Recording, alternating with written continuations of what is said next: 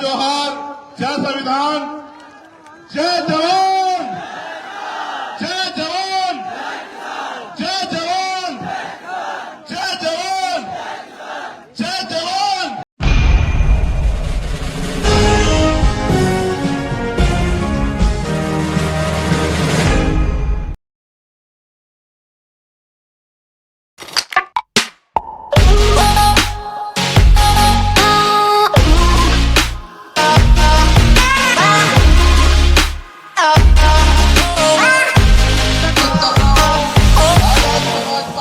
राष्ट्रीय अध्यक्ष, भीम आर्मी के संस्थापक, परम आदरणीय मेरे बड़े भाई चंद्रशेखर आजाद जी को आए और संबोधित करें।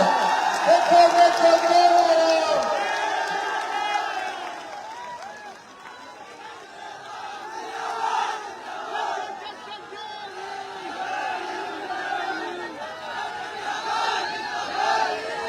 जय भीम।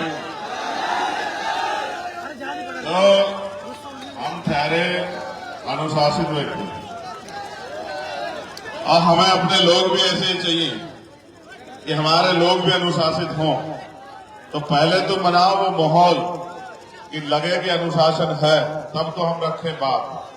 और अगर तुम ऐसा माहौल ना बनाओ तो फिर हमें लगे तुम हमें सुनना ही नहीं चाहते। तो पहले तुम लोग ऐसा माहौल बनाओ जैसा हमने तुमसे मांगा आने के बाद।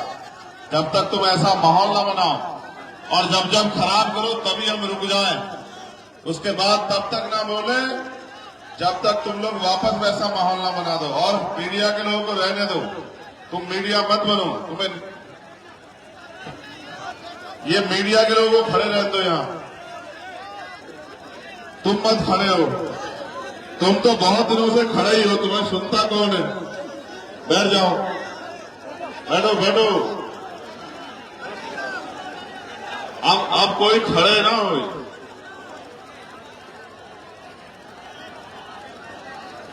सुनो, तुम्हारी वजह से भी बड़ी दिक्कत हो रही है, तुम भी थोड़े नीचे को हो जाओ। अब तुम संभालो अपने फ्रेम को, हमारे किसान पीछे बैठे हैं। तुम अपने अपने फ्रेम को संभालो अपने आप, जैसे और लोग खड़े ऐसे खड़े हो जाओ। हो जाओ, जल्दी हो जाओ, जल्दी हो जाओ। तुम लोग भी बैठ जाओ, और मंच वाले भी बैठ जाओ, और ये भी बैठ जाओ, मंच वाले सब लोग। और ये बैठा है देखो यहाँ हमारा भाई, तुम भी ऐसे बैठ जाओ। जो काम कर रहे हो वो खड़े रहो, बाकी बैठो, बैठ जाओ सब लोग, खड़े मत हो। जल्दी बैठो, समय कम है, बैठ जाओ। बहुत बहुत धन्यवाद। सबसे पहले तो सेवड़ा के सभी क्षेत्रवासियों का, यहाँ की महान जनता का, और सबसे ज्यादा धन्यवाद हमारी माताओं बहनों का। देखो, उनसे एक बार नहीं कहा कि बैठ जाओ या खड़े जाओ, अपने आप बैठी है, इतना प्यार करती है। और तुम देख लो, जिनके लिए हम 24 घंटे खड़े रहे, उनको देख लो और उनको देख लो और फर्क महसूस कर लो। क्योंकि समय भी बहुत हो गया है और मेरे कंधों में बहुत जिम्मेदारी है। तो मैं धन्यवाद देता हूं यहाँ की पूरी भीम आर्मी आजाद समाज पार्टी के एक कार्यकर्ता को, और इस मंच पर उपस्थित तमाम हमारे सम्मानित नेतागण जो भाई दामोदर जी से बहुत प्यार करते हैं, और यहाँ बैठे हमारे सभी मजदूर, किसान, नौजवान, महिलाएं, बुजुर्ग, बच्चों, मीडिया के साथियों। चुनाव आ गया और आप जानते हैं हम चुनाव में नहीं आते हैं, लेकिन बाकी सब बारी आते हैं।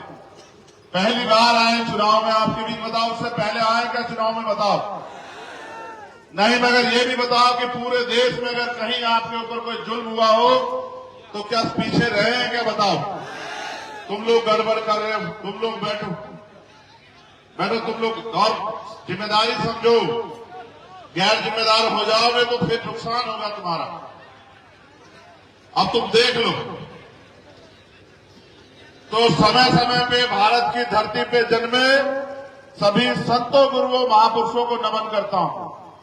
भगवान बुद्ध से लेके संत शिरोमणि सतगुरु रविदास जी महाराज, गुरु नानक देव, संत कबीर, गुरु घासीदास, फिर राष्ट्रपिता ज्योतिबा फूले, छत्रपति साहू जी महाराज, डॉक्टर बाबा साहब अम्बेडकर, पेरियर रामास्वामी नायकर, प्यारेलाल यादव, बाबू जगदेव प्रसाद कुशवाहा, जननायक कपूरी ठाकुर, संतराम बी प्रजापति, महामना रामस्वरूप वर्मा, मान्यवर दीना भाना वाल्मीकि साहब और मान्यवर काशीराम साहब को नमन करता हूं। मुझे आपसे ज्यादा कुछ नहीं कहना, मैं आपको प्रजातंत्र बता देता हूं। प्रजातंत्र होता क्या है? कैप वाले, तुम अपनी समस्याओं के जिम्मेदार खुद ही हो, अभी बता देंगे, तुम्हारी समझ में आ जाएगा। देखो, ये लोकतांत्रिक प्रदेश और देश है। लोकतंत्र कब आया, लोकतंत्र क्यों आया, लोकतंत्र में कौन ताकतवर है, कौन कमजोर है, ये समझने का विषय है। और लोकतंत्र में आप कैसे ताकतवर हो सकते हैं, ये भी समझना पड़ेगा। अभी हमसे पहले हमारे बहुत ही सम्मानित वरिष्ठ नेता राष्ट्रीय महासचिव रविंद्र कुमार भाटी जी अपनी बात रख रहे थे और समाज से अपील कर रहे थे। उनसे पहले तमाम हमारे पार्टी के वरिष्ठ सभी नेताओं ने अपनी बात रखी, संगठन के लोगों ने बात रखी, फिर हमारे यहाँ के प्रत्याशी बोले, उन्होंने आपसे बात रखी। लेकिन मुझे आपसे कुछ और कहना है।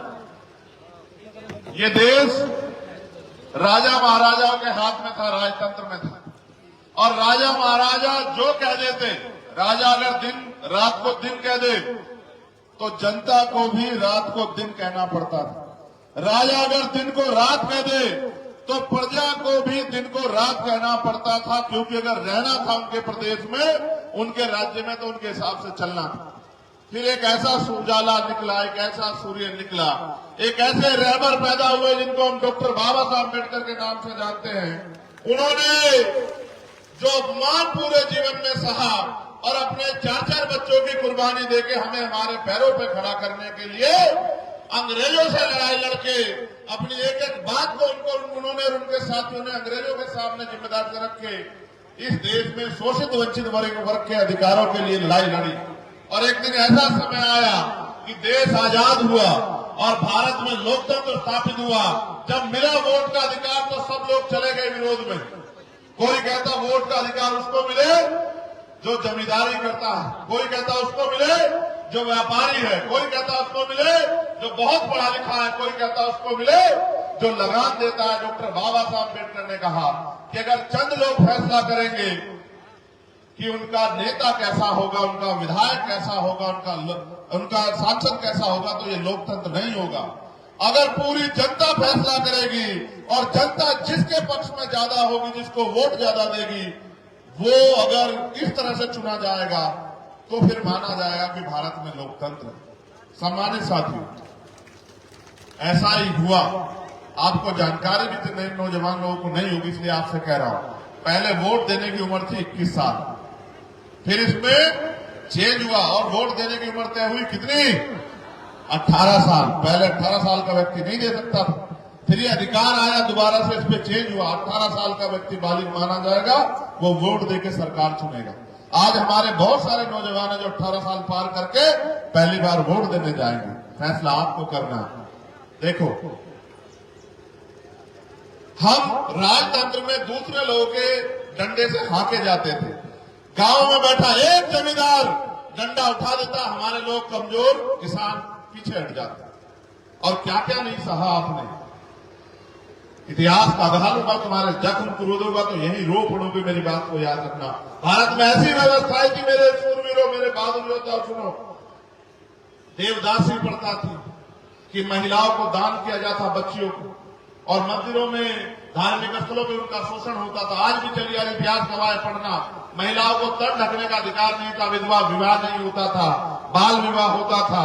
पहले बच्चों को ऐसे धर्मशास्त्रों में इस तरह की बातें लिख के आपके पहले बच्चों को नदी में दान करवाया जाता था। तमाम तरह की मुसीबतें, पाबंदियां आपके ऊपर थी। आप दिन के उजाले में नहीं निकल सकते थे। आपको अपनी बात को कहने का अधिकार नहीं था, बड़ा मकान बनाने का अधिकार नहीं था, जेब में पैसे रखने का अधिकार नहीं था, सम्मान से जीवन जीने का अधिकार नहीं था, अच्छा पानी पीने का अधिकार नहीं था, अच्छा भोजन खाने का अधिकार नहीं था, अच्छे कपड़े पहनने का अधिकार नहीं था। आपको खेत में भी कोई घुसने नहीं देता था। फिर आया लोकतंत्र, भारत का संविधान, एक ऐसा उजाला 26 जनवरी 1950 को कि देश का हर एक नागरिक बराबर। लेकिन जब संविधान सभा में बाबा साहब अम्बेडकर स्पीच दे रहे थे तो उन्होंने कहा कि राजनीति में वन वोट वन वैल्यू, राजनीति में तो बराबरी हो जाएगी, लेकिन जब तक देश में सामाजिक गैर बराबरी रहेगी, जाति के आधार पर छुआछूत भेदभाव रहेगा, ऊंच नीच रहेगी और आर्थिक गैर बराबरी रहेगी, अगर हमने इस विषमताओं को दूर नहीं किया तो अंततः संविधान जो है ये लोकतंत्र, राजनीतिक लोकतंत्र, सामाजिक लोकतंत्र नहीं बन पाएगा और एक समय ऐसा आएगा कि हमारे लोकतंत्र पे खतरा मंडरा जाएगा। अब गौर करो कैसे आया खतरा। जब बाबा साहब अम्बेडकर लड़ के वोट का अधिकार दिला रहा था तो दुश्मन क्या कर रहा था, सोचो। जब ये दामोदर यादव आगे बढ़ने का प्रयास कर रहा है, इनके विरोधी क्या कर रहे होंगे, सोचो। इनके विरोधियों ने क्या किया, इनके खुद की जाति का एक प्रत्याशी एक पार्टी से उसको पैसा दिला के टिकट दिलवा दिया कि आजा लड़, हरा दे दामोदर को किसी तरह से। ये षड्यंत्र है। मैं इसलिए कह रहा हूं, गौर करो कि जब बाबा साहब आपको वोट के लिए लड़ रहे थे, आपको वोट का अधिकार मिले तो दुश्मन भी प्रयास कर रहा था। दुश्मन ने कहा कि इनके पास वोट है और हमारे पास नोट है, इनकी जरूरत पैसा है, इनको घर चलाना है, इनको रोटी, इनको मकान बनाना है, इनको बच्चों की शादी करनी है, पढ़ाई लिखाई करनी है, करवानी है, इनको इलाज करवाना है, तो इनकी वोट को हम लोग नोट से खरीद लेंगे। और बाबा साहब अम्बेडकर लंबे समय प्रयास करते रहे कि वोटों की बिक्री बंद हो जाए, क्योंकि आर्थिक गैर बराबरी थी। 14 अगस्त जब हम गुलाम थे भारत में 1947 को, 15 अगस्त को आजाद हुए, लेकिन 16 अगस्त को भी आपकी जेब में कोई पैसा नहीं आया। जो 14 अगस्त में जिसकी जेब में जो पैसा था, 16 अगस्त को भी वही था, 17 को भी वही था, 18 को भी वही था। यानी कि देश में राज तो बदला, अंग्रेज चले गए, लेकिन ना धन बटा, ना धरती बटी, ना राजपाट बटा, ना उद्योग बटे, ना नौकरी आई, और इन सबको लाने के लिए संविधान आया। तो मैंने कहा दुश्मन ने षड्यंत्र किया। षड्यंत्र ये था कि इनकी वोट को नोट से खरीद लेंगे। बाबा साहब हमारे रह गए अपने 4 बच्चों को कुर्बानी देके और 22 घंटे जाके समाज को तैयार करते रहे कि मेरे लोगों, अपनी वोट का सौदा मत करो, वोट को बेचो मत। लेकिन वो बोलते बोलते चले गए, मेरे लोगों हमारा राज स्थापित नहीं हुआ, आपने बात नहीं मानी। फिर मान्यवर काशीराम साहब क्लास 1 के अधिकारी, एक बार बाबा साहब के अम्बेडकर के मिशन के बारे में पता लगा, नौकरी छोड़ दी। आज हमारे लोग नौकरियों के पीछे भागते हैं, कहते हैं नौकरी पहले, मिशन बाद में। मान्यवर काशीराम साहब ने क्लास 1 की नौकरी छोड़ दी, साइंटिस्ट थे, और कहा मैं समाज को पैरों पे खड़ा करूंगा। मैं अकेला व्यक्ति बहुत अच्छा भोजन खा रहा हूं, बहुत सी सुविधाओं, मेरा समाज मिट्टी में मिला हुआ है, मेरा समाज अपमान सह रहा, मैं चैन से नहीं बैठूंगा।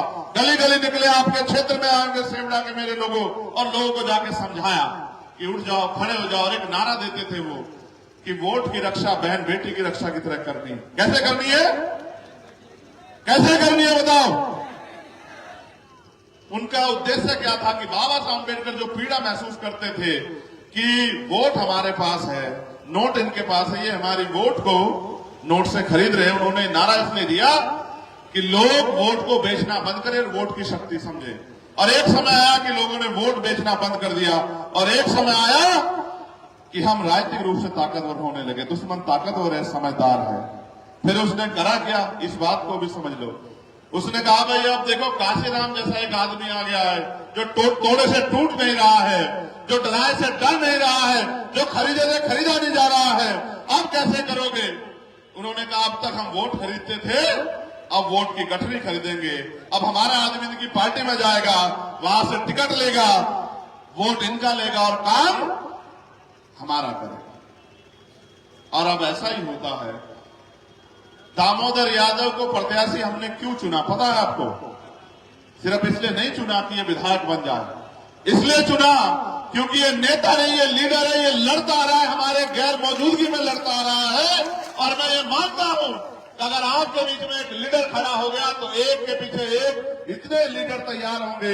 ये मध्य प्रदेश है, यहाँ 90% आबादी दलित, पिछड़े, आदिवासी और माइनॉरिटी के लोग की है। आपने जातिगत जनगणना बिहार की देखी, बिहार की जातिगत जनगणना कहते हैं कि 90% आबादी दलित, पिछड़े, आदिवासियों और मुसलमानों की है। और फिर अभी आर्थिक आंकड़े जारी नहीं हुआ, अगर आर्थिक आंकड़े जारी होंगे आपको जानकारी होगी कि 90% लोग 10% पैसे से अपने बच्चों का पेट किस तरह पाल रहे हैं, आपको पता लगेगा। और 10% लोग 90% पैसे से कैसे ऐश कर रहे हैं भारत में, इसका भी आपको पता लगेगा कि क्या चोर बाजारी चल रही है। अमीर का कुत्ता भी एसी में सोता है, अमीर का कुत्ता भी 4 पहियों की गाड़ी में घूमता है, और किसान को बंद कर देते हैं 10,000 रुपए में। 1-1 लाख करोड़ रुपए लेके इनके पूंजीपति मित्र मोदी जी के भाग गए। किसी ने सवाल नहीं पूछा। आप 10,000 रुपए का बिल रोक लो, आपकी बिजली काट देंगे और आप पे मुकदमा करके आपको जेल भेज देंगे। ये हालत है आज देश की। मैं आपको कहना चाहता हूं, और आप चेक करा लो, केंद्र सरकार और स्टेट की सरकार को जो गोदाम में अनाज सड़ रहा है, गरीब के पेट तक नहीं पहुंचा, ना गरीब भूख से मर जाए, लेकिन वो अनाज सड़ जाएगा, उससे कोई फर्क नहीं पड़ता। अंत सरकारों का उद्देश्य ये है कि ये अपने पैरों पे खड़ा ना हो और इनका पेट ना भरे, इसलिए व्यवस्था बना के आपको लूटने, खसोटने और खरीदने का काम किया जा रहा। मैं आपको ये कहना चाहता, बहुत हो गया, बहुत जुल्म आपने सह लिए। 12 फरवरी को हम लोग भोपाल में आए थे और बड़ी संख्या में आप लोग भी पहुंचे होंगे, और हमने अपनी इस सरकार को जो है अपना ज्ञापन दिया कि ये हमारी मांगे सरकार ने हमें छोड़ दिया, हमारी खबर नहीं ली। मैंने जब पता किया दामोदर यादव के बारे में कि अब देखो नेता पता करता है पैसा कितना है, कंपनी है, फैक्ट्री है, नहीं, मैंने जब पता किया तो मैंने पता किया कि जब 2 अप्रैल में दलित समाज के लोग अपने अधिकारों के लिए सड़कों पे आंदोलन कर रहे थे तो दामोदर यादव उनके बीच में खड़ा था। दामोदर यादव उनका नेतृत्व कर रहा था और भारतीय जनता पार्टी के लोग उसमें मुकदमा लिखवाने के लिए घूम रहे थे। ये तो ताकतवर है, मुकदमे तो 16-17 झेल रहा है, कौन झेल लेता। लेकिन आप ये सोचो कि आपके बुरे समय में आपके साथ कौन। हमारे कुछ साथियों को निराशा भी लगी होगी जो लड़ना चाहते थे, उनको ये भी लगा गया, हमसे पूछे कुछ फैसले राजनीति में बड़े कठोर ले जाते हैं। और फिर मैं कह रहा हूं, अपने नेता और उसकी नीति पे भरोसा रखो। मैंने किसी धंधा सेठ के बेटे को आगे बढ़ाने के लिए यहां नहीं खड़ा किया। आपके बीच के व्यक्ति में जो लड़ रहा है मेरे जैसा है, मैं भी 20 साल से झंडा उठा के घूम रहा हूं और ना सीबीआई रोक पाई, ना ईडी, ना इनकम टैक्स, ना जेल। 16 महीने जेल में रहा। मेरे लोग अपने दिल पे हाथ रख के पूछना, मैं खून हूं आपका। 16 महीने जेल में रहा, एक रात मैंने ऐसे काटी, मेरी दवाई बंद कर दी, मेरी मुलाकात बंद कर दी, मेरी किताबें बंद कर दी, मेरा खाना बंद कर दिया, सूखी रोटी मेरे आगे पटक दी।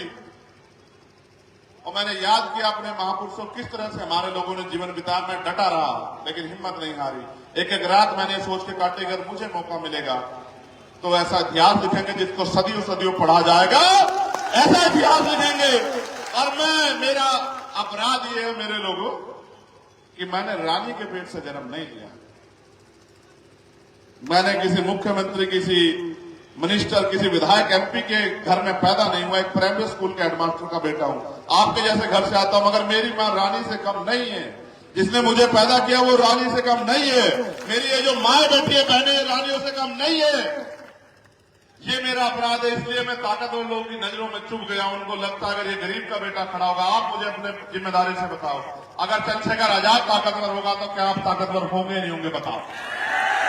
अभी तो शुरुआत हुई है। आज मैं यहाँ सभा करने आया हूँ, यहाँ एक और बड़ी सभा होगी दूसरी पार्टियों की, और उनका एक सूत्रीय कार्यक्रम होगा कि चंद्रशेखर आजाद ताकतवर नहीं होना चाहिए, चाहे बीजेपी जीत जाए, चाहे कांग्रेस जीत जाए। मैं आपसे पूछना चाहता हूँ, यहाँ कांग्रेस भी थी, यहाँ बीजेपी भी थी, आपका भला हुआ क्या? आप बताओ। मैं तो यहाँ वोट मांगने नहीं आया, मगर ये बताओ कभी आपके ऊपर आंख उठी, मैंने पीछे पलट के देखने दिया आपको?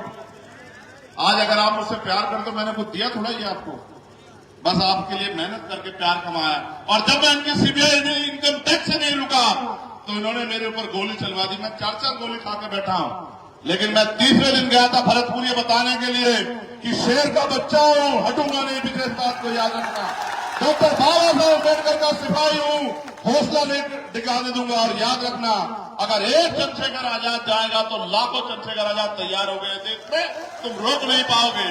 और फिर कहता हूं, डॉक्टर बाबा साहब अम्बेडकर ने कहा कि 21वीं सदी हमारी है, कोई रोक नहीं सकता 21वीं सदी में दलितों का, पिछड़ों का, आदिवासियों का और अल्पसंख्यक समाज में मुसलमान, जैन, सिख, बौद्ध, कमजोर वर्गों का राज आने के लिए। बाबा साहब अम्बेडकर ने तो रानी का पेट बहुत दिन पहले चीर दिया था, आजाद होने से पहले, और कहा कि रानी के पेट से अब राजा नहीं पैदा होगा, राजा आपके वोट से तैयार है। ये कौन राजा? ये कौन राजा है जो कह रहा हम राजा? लोकतंत्र है। अगर जो खुद को राजा कहता आपके दरवाजों पे चुनाव के समय ना करगड़ता हुआ दिखाई दिया, तब मुझे बताना डॉक्टर बाबा साहब अम्बेडकर की वोट में कितनी शक्ति थी। राजा भी आएगा, महाराजा भी आएगा, सेठ जी भी आएंगे, भट्ट जी भी आएंगे और आपके दरवाजों पे ना करगड़ेंगे और ये कहेंगे मेरी माँ हो, मेरी बहनों, मेरे बच्चों, मेरे बुजुर्गों, कुछ पैसे ले लो, शराब ले लो, साधन ले लो। वो तुम्हारा भला चाहने नहीं आएंगे, वो तुम्हें बेखरीदने आएंगे। मैं तुमसे पूछना चाहता हूं, तुम बिकाऊ हो? टिकाऊ हो तो भैया पीछे हट जाओ। ये नीला पटका डालने के लिए बहुत बड़ा जिगरा चाहिए, बाबा साहब का झंडा उठाने के लिए बहुत बड़ा जिगरा चाहिए, और बाबा साहब का आंदोलन चलाने के लिए बहुत बड़ा दिल चाहिए। ये कोई आसान काम नहीं है।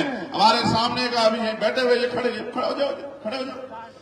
और जब वो गाना बोले तो ऐसे मुंह से तान तान के नाच रहे है, तो हमारी भी मूछें ऊंची हो गई जब हमने इनको नाचते देखा।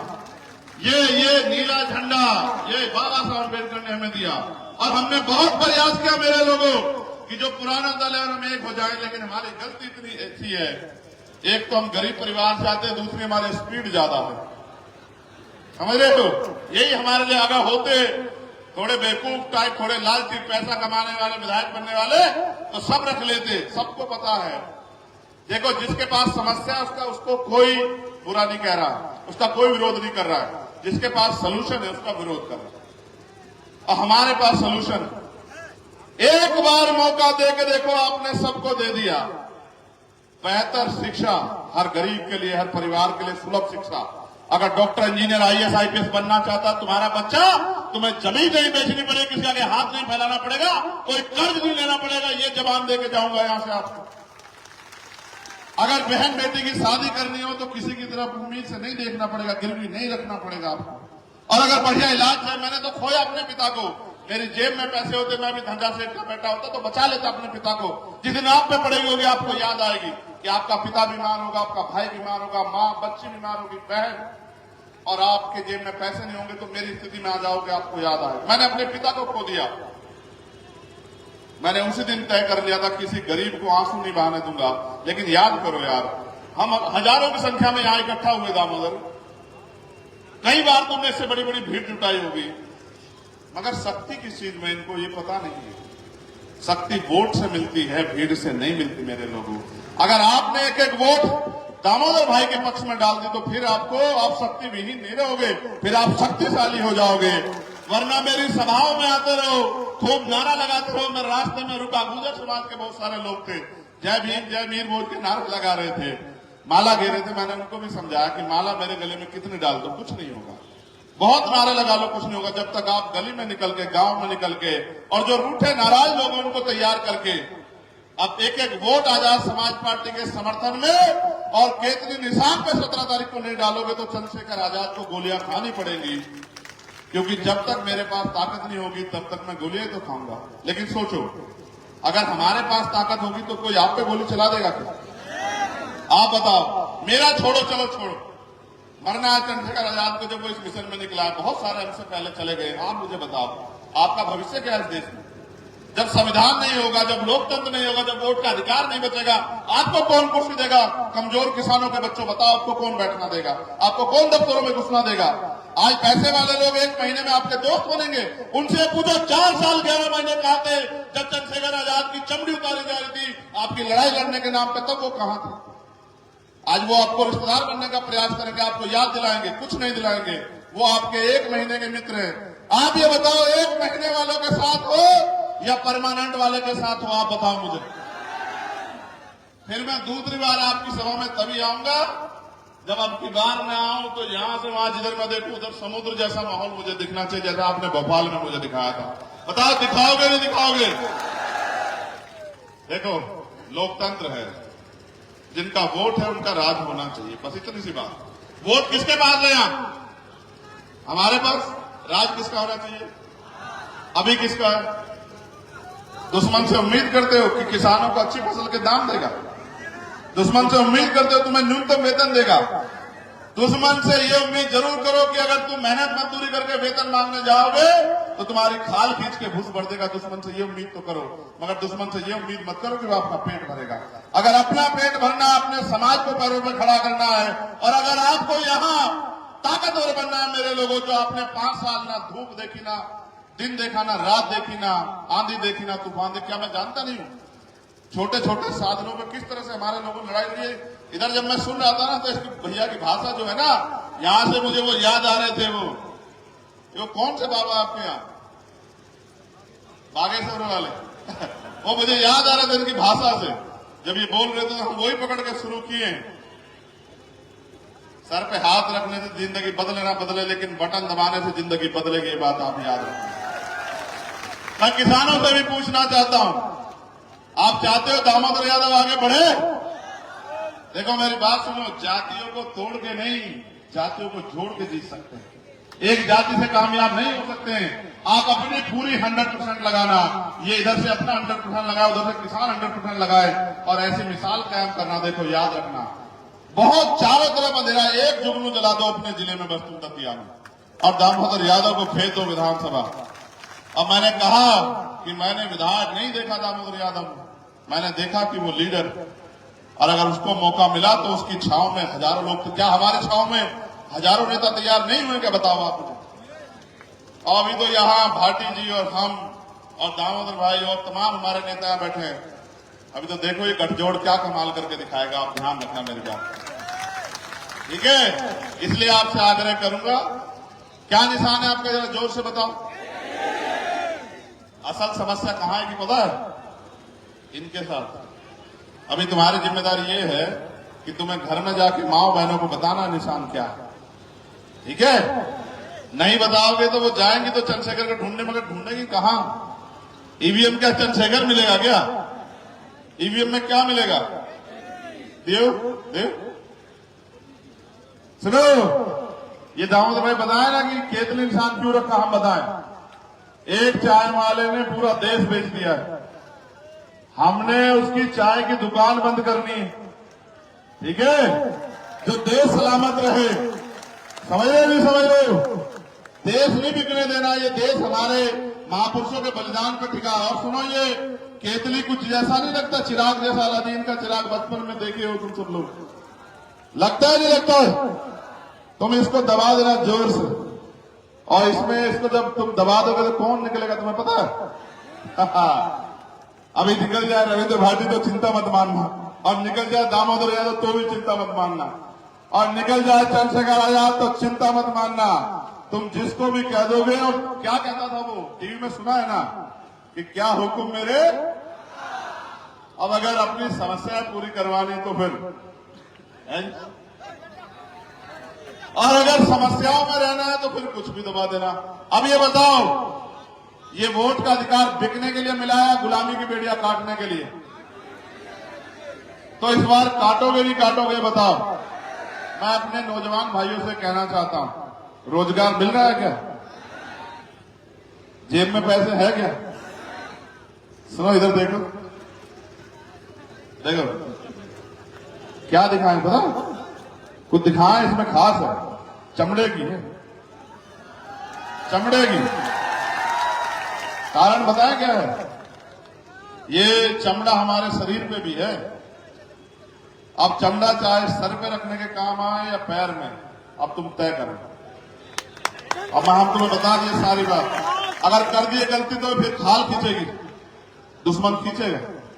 फिर मुझसे मत कहना रोज चिल्ला के कि आज यहाँ हत्या कर दी, आज यहाँ, मुझसे मत कहलवाओ। अगर कोई जुल्म होगा सेवड़ा में तो आप जिम्मेदार होंगे, अगर आपने गलती की। मेरे लोगों याद रखो, क्योंकि काशीराम साहब के जिनका राज होता है, उनकी बहन बेटे की तरफ कोई आंख उठा के नहीं देखता, उनको किसी आगे हाथ फैलाना नहीं पड़ता। साहब कहते थे अगर गलती की तुमने तो फिर मुझसे मत रोना कि हमारी खाल तार ली, मैं तो फिर भी आऊंगा। लेकिन अगर गलती नहीं की तो फिर क्या होगा कि सारी बहन बेटियां सुरक्षित रहेंगी, किसी गरीब की तरफ कोई आंख नहीं उठाएगा। और मैं तो फिर कह रहा हूं, आज फिर कह रहा हूं तुमसे चिल्ला के, ऐसा राज लेके आएंगे कि किसी कमजोर किसान कमेरे की बेटी की तरफ, गरीब की बच्ची की तरफ कोई सामंती आग उठा के नहीं देखेगा, उसका इलाज कर दिया जाएगा। ये बात याद रखना। किसी की जमीन पे कोई कब्जा नहीं करेगा, कोई सामंती भारतीय जनता पार्टी के सहारे पे, उसका इलाज कर दिया जाएगा। और कोई अधिकारी कर्मचारी किसी को, निर्दोष को फंसा नहीं पाएगा, चाहे वो मुसलमान हो, चाहे वो पिछड़ा हो या दलित हो, आदिवासी कोई हो, चाहे किसी के घर पे जबरन बुलडोजर नहीं चलेगा, वरना ये सब यही है। तुम मानते हो संविधान को खतरा है? कितने लोग मानते हो? हाथ खड़े करियो। फिर एक बात का जवाब और दे दियो, ये सब सारी पार्टियां यही है, उन पर विधायक एमपी भी है, फिर कहां को खतरा हुआ बताओ? हुआ है नहीं, सारी पार्टियां यहां इस देश में, फिर काहे को खतरा हुआ? खतरा इसलिए हुआ क्योंकि वो पार्टियां सब लोग आपकी अपनी नहीं। अगर आज कोई आपका अपना है तो वो भीम आर्मी और वो आजाद समाज पार्टी है। इसलिए बस पीछे पलट के नहीं देखना, पीछे पलट के तो नहीं देखोगे, बताओ फिर जोर से निशान क्या है आपका, बताओ। अब सब चुप हो जाओ, ये माए बहनें बताएं बस। आप बताओ निशान क्या है अपना। आवाज कम है, ये इतनी कम आवाज में तो कुछ नहीं बनेगा। एक साथ लगाओ, जब हम कहें 1 2 3 पे लगाओ। 1 2 3। हाँ, ऐसे इकट्ठे होके देना। कभी कुछ 15 को दे दो, कभी 14 को दे दो, कुछ 17 को दो, ऐसा मत करना। सब इकट्ठे होकर किस तारीख में वोट डालना है? 17 में कहो कि हम 15 के मीत हैं, हम 16 के नहीं। अच्छा सुनो, कोई पैसा शराब लेके आए, शराब ऐसे बुरी चीज है, कोई पैसा पूछा दे तो रख लेना, घबराना मत। हम हैं जो तुमसे वापस कोई छीन ले हमें बता देना, तो उनका पैसा नहीं है, सब हराम का कमाया हुआ, समझ रहे? तभी लुटा रहे हैं। गरीबों की जमीन, गरीबों की खाल खींच खींच के कमाया, गरीबों का पैसा है। इसलिए अगर तुम्हें कोई पैसा दे तो रख लेना, कोई सेठ जी, कोई राजा जी दे तो रख लेना, और बता देना अगर कोई कुछ कहे कि हम उनके भाई। समझ रहे हो? समझ रहे हो? समझे नहीं समझे? मगर उनका पैसा जेब में गिर के तुम ईमानदार हो, खराब तो नहीं हो जाओगे, पक्का? हाँ तो ठीक है, बहुत बढ़िया, बहुत बहुत धन्यवाद। जय भीम, जय भारत, जय मंडल, जय जोहार, जय संविधान, जय जवान, जय जवान, जय जवान, जय जवान, जय जवान। सेवड़ा का विधायक कैसा हो?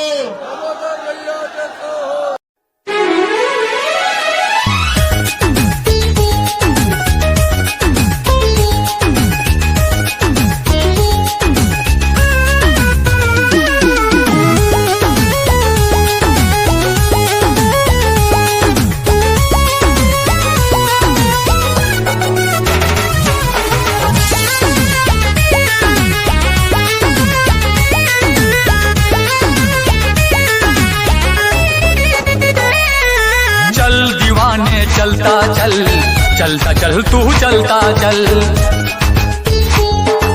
दुनिया के अन्याय से भीम दीवाने लड़ता चल।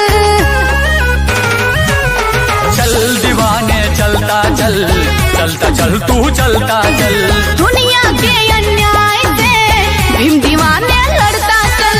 नागवंश का नायक है तू, द्रविड़ों का सरदार है। मौर्य वंश का है जुनून, तू भारत का रखवार है। तेरी भुजा में बसा हुआ है, तेरी भुजा में बसा हुआ है चंद्रगुप्त का बाहुबल। चल दीवाने चलता चल, चलता चल तू चलता चल। चल दीवाने चलता चल, चलता चल तू चलता चल। दुनिया के अन्याय से भीम दीवाने